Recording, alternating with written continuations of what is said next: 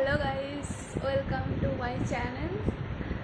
তো আজকে আমি কথা বলবো আমি কেন মুসলিম ছেলেকে বিয়ে করেছি।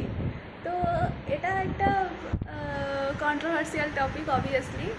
তো আজকে আমি বলবো কেন আমি মুসলিম ছেলেকে বিয়ে করেছি। ফার্স্টলি আমাদের পরিচয় হয়েছিল 2023 সালে একটা প্ল্যাটফর্ম হ্যালোটক, যেখানে মূলত বিভিন্ন ল্যাঙ্গুয়েজ এক্সচেঞ্জ করা হয়, ল্যাঙ্গুয়েজ শেখা যায়, ইংলিশ, স্প্যানিশ। তো আমরা ইংলিশ শেখার জন্য ওখানে গিয়েছিলাম। আমার একটা বেস্ট ফ্রেন্ড, সে আমাকে সাজেস্ট করেছিল। তো আমরা প্রতিদিন ওখানে ইংলিশ শিখতাম, তার পাশাপাশি গল্প করতাম, আড্ডা দিতাম প্রায় ডেইলি। তো ওখানে আমরা অনেক সবার সাথে কথা বলতাম। তো আমার হাজব্যান্ড, এখন যে আমার হাজব্যান্ড, সে ওখানে এসেছিলো। তো আমার ভয়েস তার পছন্দ হয়েছিল। তো তারপর থেকে সে রোজই আসতো, ডেলি। আর মাঝে মাঝে আমাদেরকে নক দিত, যেদিন না আমরা আসতাম সেদিনকে নক দিত যে কেন আসছো না তোমরা। আমাকে তো মেসেজ দিত, তারপরে আমার ফ্রেন্ডদেরকেও মেসেজ দিত যে কেন তোমরা আসছো না। তো তারপর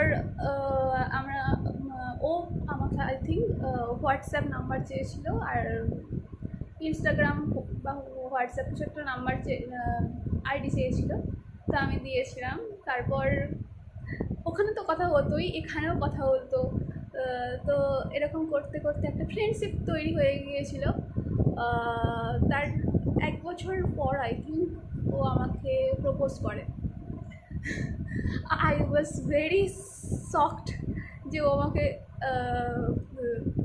প্রপোজ করবে।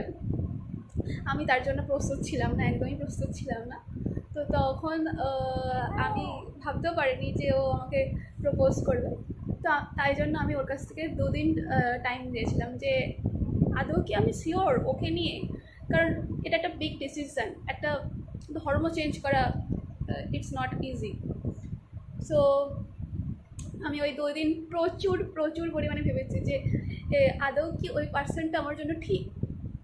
তো তারপর আমি ভাবলাম হ্যাঁ, আমি অনেকজনের সাথে কথা বলেছি। তো আমার ফিল হলো যে হ্যাঁ, ওই আমার জন্য ঠিকঠাক পার্সন। কারণ ও আমাকে সব কিছুতে ভালো, মানে সব কিছু বলতে কোনো কিছু ভালোতে সাপোর্ট করে, আমার পাশে থাকে, আমাকে কেয়ার করে। একটা মানুষের যেরকম দরকার, লয়াল হয় না, সেরকম। তো আমার ফিল হয়েছিল যে হ্যাঁ, ওই আমার জন্য বেস্ট। তো এরকমভাবেই আমাদের প্রেম হয়। দ্যাটস ইট, অ্যান্ড আলহামদুলিল্লাহ ফর এভরিথিং।